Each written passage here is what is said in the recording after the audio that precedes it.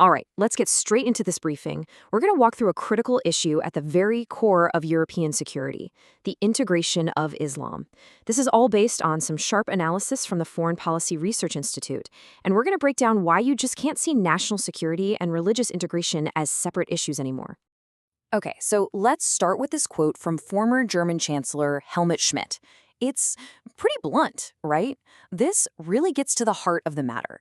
It lays bare the deep-seated political tension around Muslim integration, a kind of skepticism that has shaped and, frankly, often paralyzed European policy for decades.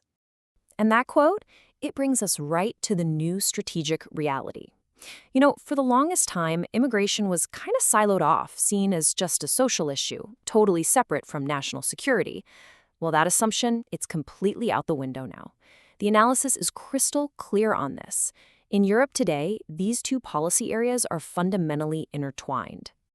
All right, here's our game plan for this briefing. First up, we'll look at how security and tolerance got so tangled together. Then we'll dig into the sheer scale of the integration challenge. After that, we'll introduce the new Muslim leadership that's emerging, explore this whole idea of building a European Islam, and then we'll wrap up with what's really at stake for Europe. So let's start with that first point. How did this big shift even happen? I mean, it wasn't some slow, gradual change. Nope. It was more like a series of seismic shocks that basically forced policymakers to connect the dots between community integration and national security. The Madrid and London bombings, those were the real catalysts. These attacks were carried out by people raised in Europe, and they just shattered this illusion that terrorism was some problem over there. All of a sudden, governments started looking at the integration of Islam not just as a nice-to-have social goal, but as a core security imperative. The whole conversation shifted from if Islam could be European to how it must become European. Okay, so that brings us to the actual scale of the challenge. Because look, to really get a handle on the security risk, you've got to understand this huge disconnect between the size of Europe's Muslim population and their actual participation in civic life. First, just consider the numbers. We're talking about roughly 15 million Muslims living in Western Europe. And let's be clear, this isn't some temporary wave of migrants. These are established communities, a permanent part of the European fabric. But then, you see this number. Across all of those countries, with 15 million people, only about 25 Muslims have ever been elected to a national parliament.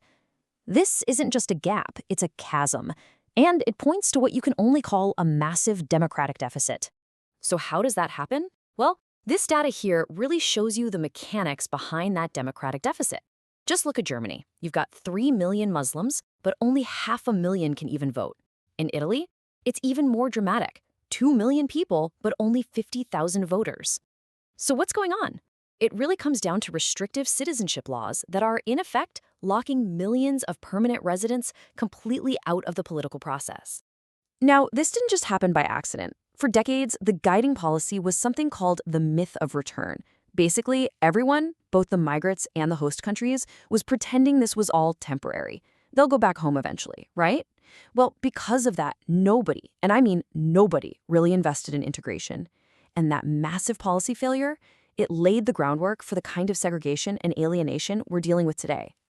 Okay, but it's not all bleak. Within these very communities, a whole new generation of leadership is starting to emerge, and it is absolutely crucial that we understand who they are, because they are not, I repeat, not a monolith. And when we talk about this new leadership, the key thing to get is that second generation isn't just about where you were born. It's really a political outlook. These are leaders, and yeah, many are immigrants themselves, but their focus is on working inside the European system, not against it. Their goals are all framed in the language of European norms: civil rights, anti-discrimination, political representation. They want a seat at the table. And this just shows you the huge spectrum of ideas at play. On one extreme, you've got radical clerics who are basically exploiting Europe's freedoms to push their own dangerous agendas. But on the complete other end of the spectrum, you have these fiercely secular reformers who are using those exact same freedoms to call for internal reform and to critique the faith. And the political space between those two poles? It's absolutely massive. So that's the complex reality. The big question is, what's the path forward? Well, the analysis all points to one clear objective. We have to help foster an independent, self-sustaining European Islam, one that cuts the cord from foreign states. This chart from France really puts a finger on the core problem. It's what you might call the Imam dilemma. Think about it. A huge chunk of the imams are recruited from other countries, and they're often funded by foreign governments.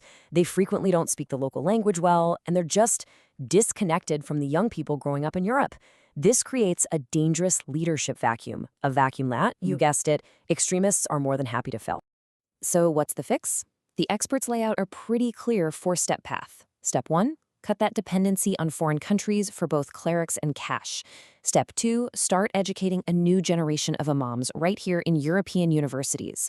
3, normalize the legal status of mosques and their communities. And finally, number 4, secure public funding mechanisms. This puts Islam on an equal footing with other major religions, and that brings both stability and, really importantly, transparency. All right, this brings us to our final and, frankly, most critical point. This isn't just some abstract policy debate. What we're talking about here is a fundamental strategic choice, and it's one with massive consequences for the future of Europe. And the choice really couldn't be more stark. On one hand, you have the path of inaction, just keeping the status quo. That road leads to more polarization, more socioeconomic disadvantage, and that creates the perfect fertile ground for extremist recruiters to do their work.